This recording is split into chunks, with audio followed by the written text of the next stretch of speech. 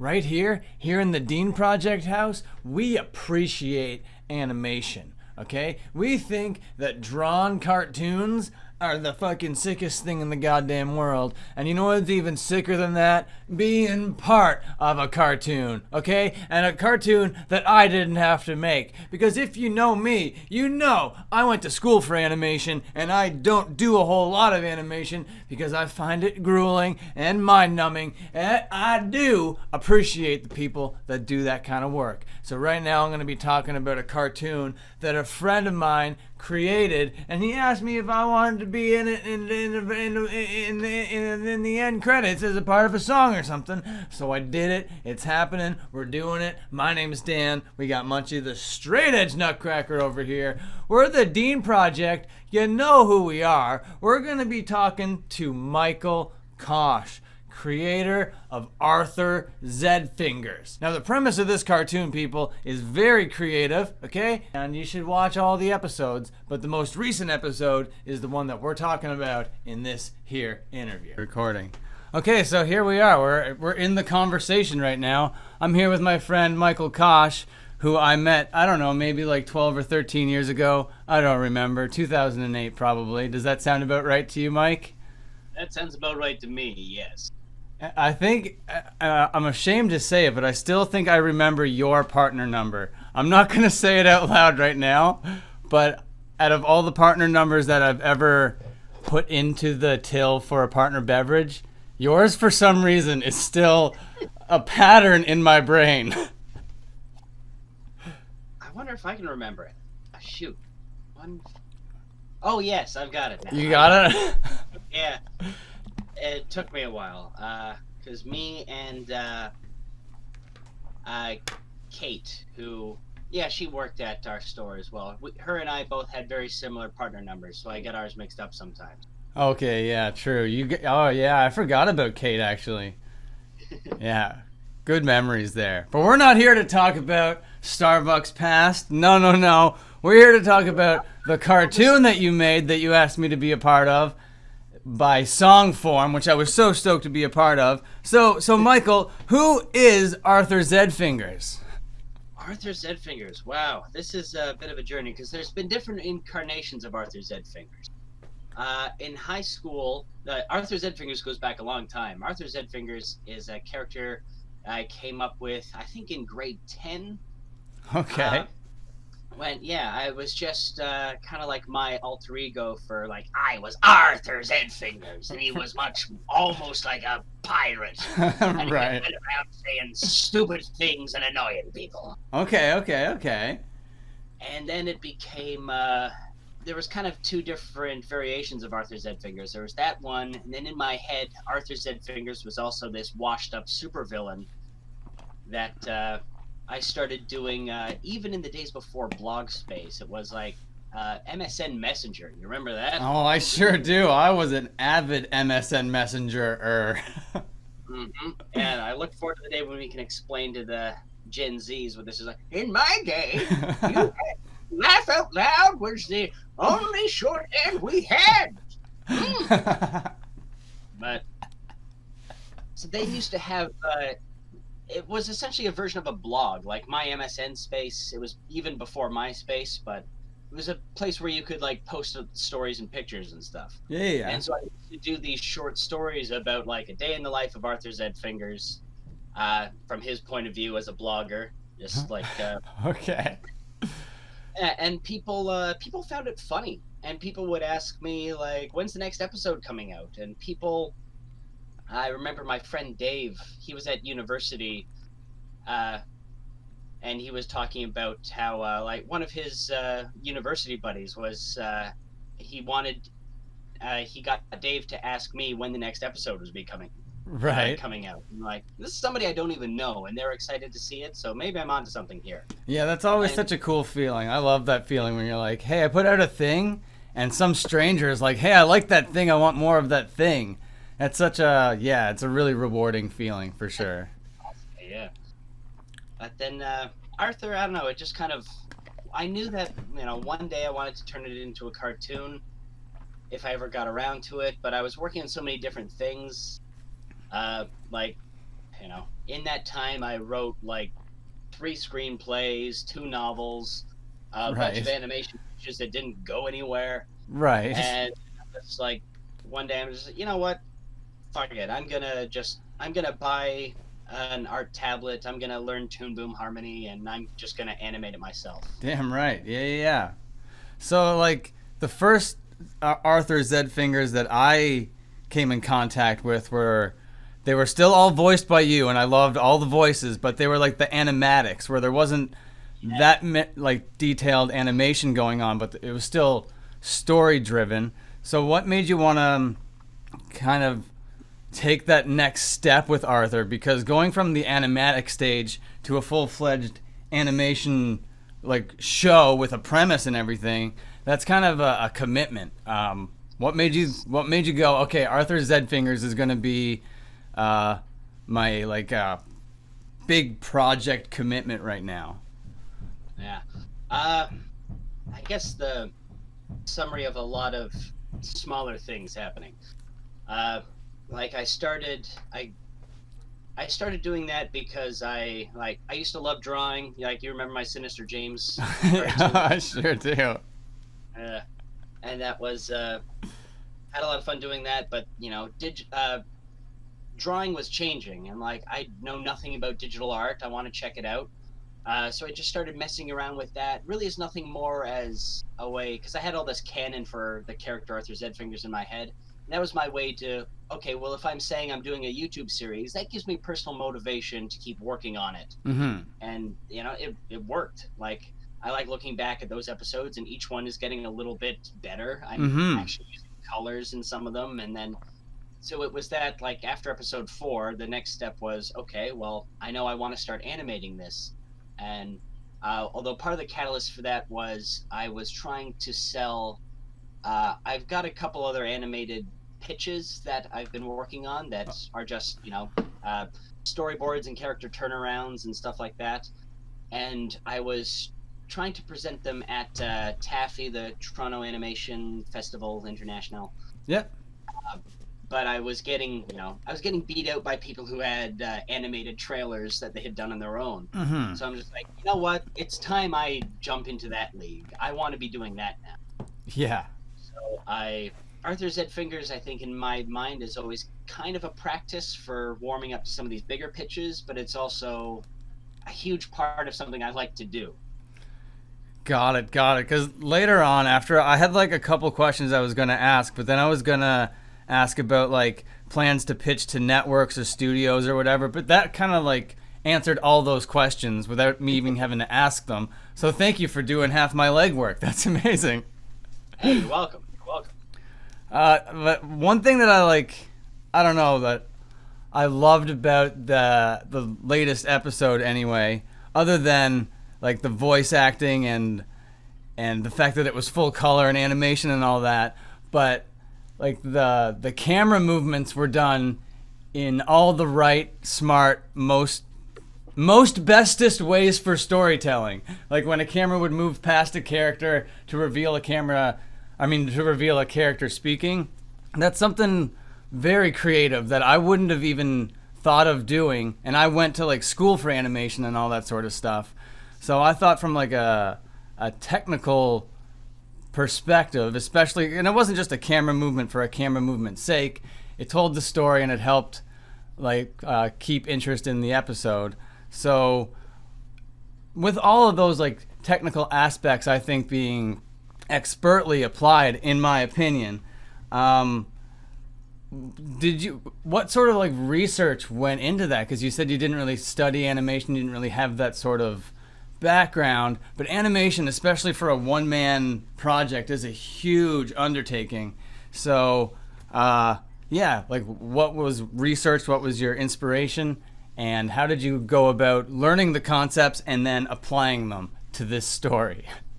Oh my, I am very glad that you saw it that way, because for me, a lot of those camera cuts are me thinking, how can I do less work here?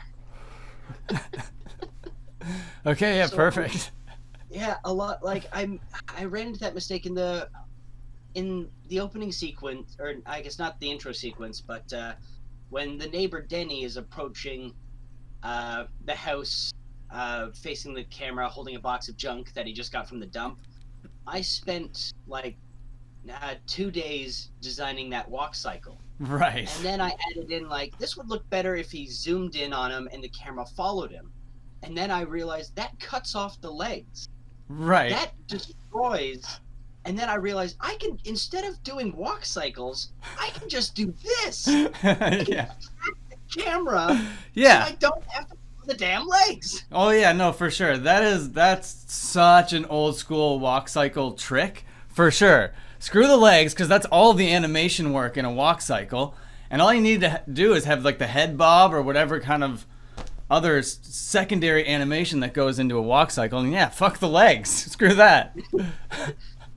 But I guess I hope I'm not disappointing you, but that was really the main, and I think the other things, like the tracking shots, were just recreations of things that I had seen and things that appealed to me. Like I watch a lot of Bob's Burgers, and I know they do walking traction shots. They do a lot of, and also it comes from my years of like researching how to write screenplays, like over the shoulder shots for dialogue, or if when Arthur and his arch nemesis Leslie are at the bar, like we can't do over the shoulder, so we're going to do face and face. Technically they're both in the same frame, so I have to actually I cheat the space. I'll have to take Arthur out, because if I left him in, he would still be showing up in her space. Yeah, no, I get that. No, for sure. But yeah, so do you have like future plans? Are you gonna keep this, because it's kind of serialized, right? The last line of dialogue is, "We're gonna talk about this later." You know what I mean? So it kind of does lend credence to the belief that there is going to be another episode. Are you going to be making another one? Yeah, I haven't broken ground on episode 6 yet, but I already know what it's going to be. I usually start writing the next episode while I'm animating the current episode. Right, no, that makes sense. So how far in your own brain do you have this thing planned out? Because the lore seems pretty, like, okay, so before we get into that, like, the premise of the show is very creative and very interesting. So can you just like kind of describe that and how you came to that? Because you wanted him to be like a washed up super villain, but what kind of premise can you package that in for it to make sense? So can you just kind of like describe it for me? Yeah, I'll do my best. Yeah. To admit, part of the lore is like, I don't solidify what's going to be canon until it's physically animated. Right, for sure. And I have a lot of different plot paths that it could take, but it's usually once that pen hits the screen, because we don't say pen on paper anymore.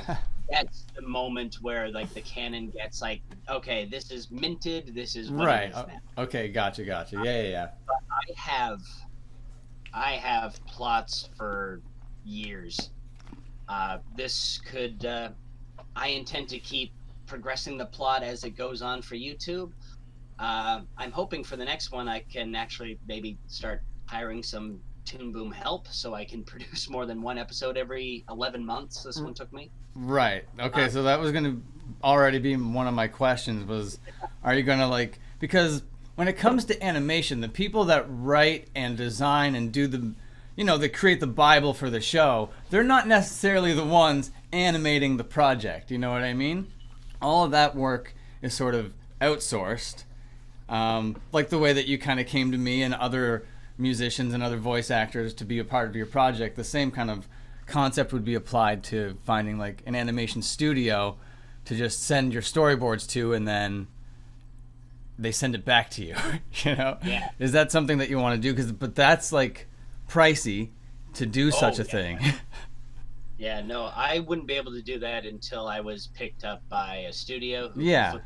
did that. Yeah, but yeah, that is ideally something I'd like to do. Like, as much as I enjoy the animation, I guess if I had my way and I had a huge budget, I'd just be doing like the storyboards and the direction, and letting the more experienced animators actually do the animation. Because I'd love to do some more action sequences as well. Because aside from Skyfire, I'm starting to build what is probably going to be done either as like a short, as like an episode 5.5, or Right. just a longer version of episode 6. I want to start introducing this like high council of heroes that Leslie works for. Right. And there's a bunch of really stupid superheroes. Like, I'll give you a special sneak preview of what some of them are going to be. There's one of them.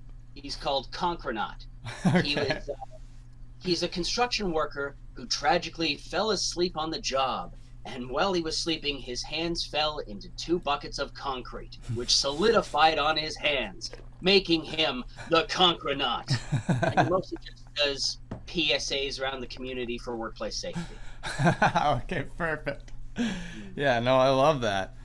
Yeah, and because of your drawing inspiration from or parodying superhero culture, comic book culture or whatever, you do kind of need to introduce some sort of action sequence and find, just like ways you found a way around like the walk cycle, there are creative ways to find your way around an action sequence, and I'm excited for you to find them. Me too. All right, cool. So the goal for this show isn't to necessarily pitch this show to networks and studios or whatever. You have other things that you're doing that with. Is that correct? This is just like a YouTube type project? I'm kind of hybriding it, actually. Like, it's like, at the end of the day, I'm doing this for me because it's something I enjoy. But I have, in my years trying to pitch other shows, I do have a lot of studio contacts who said, hey, what you just pitched wasn't really for us, but we really like the cut of your jib, so sending us. So I sent them all Arthur Zedfingers. I got good feedback. I'm not expecting that this will launch it, but if it can start gaining momentum on YouTube, if more people start seeing it, then I kind of expect it to, or maybe I'm being a little too egotistical there. I'm definitely hoping that it might snowball into something like that. Like, hey, this has become fairly big on YouTube. You obviously have a committed story here. I'm big rich producer man from Planet X, and I want to give you $500 million I'll give you the full $1 billion to produce this. Right. Okay. Yeah. All right. Right on. If it gets traction, it gets traction. If it doesn't, it's still fun. So, yeah, I love that. I kind of have that same sort of mentality. Sometimes I wrestle with that. Sometimes it's like I really want to grow an audience and communicate with people that really appreciate what I'm doing, and then other times I don't give a shit and I'm just like making stuff for the sake of me making stuff. But it's kind of like a two-sided coin, and I don't know where the coin's going to land on one day to another. So thank you to any of my audience that sticks around for my ADD content creation. Hey, you make good content, man. Oh man, thank you. I'm passionate about creating stuff, and I just make what I feel. And right now I'm actually working on my biggest project ever, which is a full-length record. I have 8 songs fully done, fully mastered, fully ready to go. And I've already cut 4 from the project. So if I kept those 4, I'd have a full record. So now I have 4 more songs to write. But no, I'm excited about it. I've already been working on it for 6 months. And your project actually kind of, I don't know, it kind of is like, kind of made me feel like not necessarily kindred spirits, that's a little bit dramatic, but that sort of same sort of commitment to a project because you love it so much and you believe in it and it's the thing that you really want to make. And that's where I found like the parallels from what you're doing and what I'm doing, and why I felt like more connected to it than just, here, have a song for the end credits or whatever. So I felt really cool. It felt really cool to be a part of it. Thank you again so much for letting me be a part of it. Oh, it's my pleasure. It's been a big hit too. I've been getting a lot of great feedback. Like, I don't know who did that end credits song, but that was really good. Nice. Oh, nice. Thank you so much. I like to growl subtly into a microphone. All right. Well, that's actually all like the questions that I have about the show. Do you have anything else that you wanna say about it? It's a good question.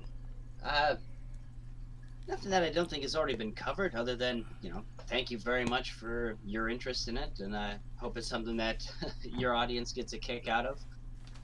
No, I think they will. I've already had great feedback on it too. Yeah, they love it. I personally love the art style, and I know that you say that that's not what your primary like focus is. You're a story guy, you're a script guy, but I love the art direction of it. I thought it looked very good, and I could tell that the Bob's Burger kind of influence a little bit, but nothing really was like, oh, it's just like another suburban, adult, sitcom comedy thing.